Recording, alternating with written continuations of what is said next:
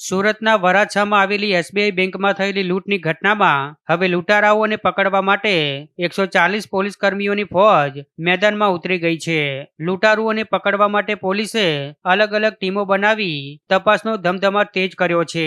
પોલીસે અત્યાર સુધી ઘટનાસ્થળથી લઈને સંભવિત ભાગવાના રસ્તાઓ સુધીના 150 થી વધુ સીસીટીવી કેમેરા ખંગાળી નાખ્યા છે.